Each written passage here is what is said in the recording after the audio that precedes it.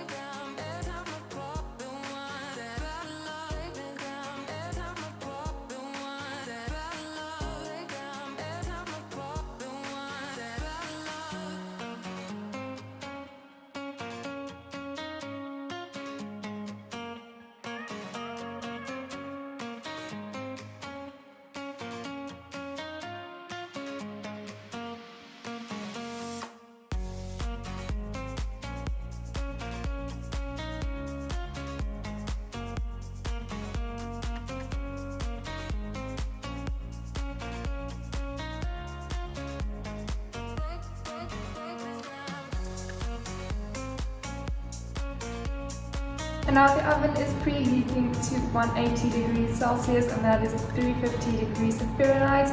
And my banana bread is going to be in there for about 45 minutes, but you can just keep checking to see if your bread is still okay. And I will see you in 2 minutes.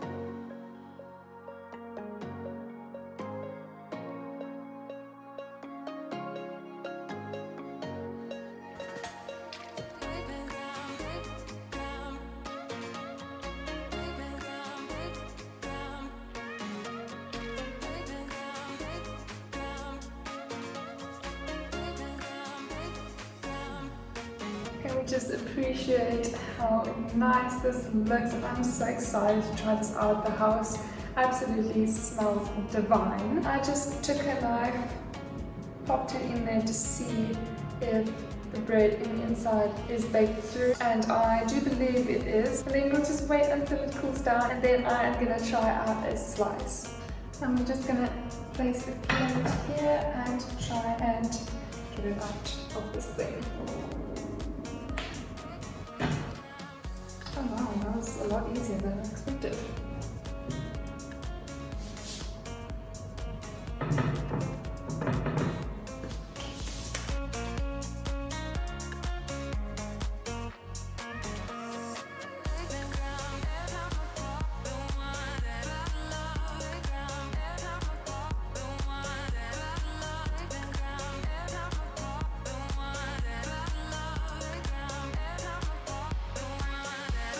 And now I'm just gonna put a little butter on it.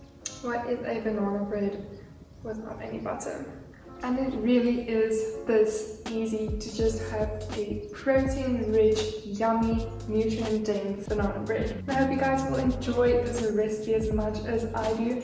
And if you're looking for more recipes, I do have a recipe ebook on my website called In Georgia's Kitchen.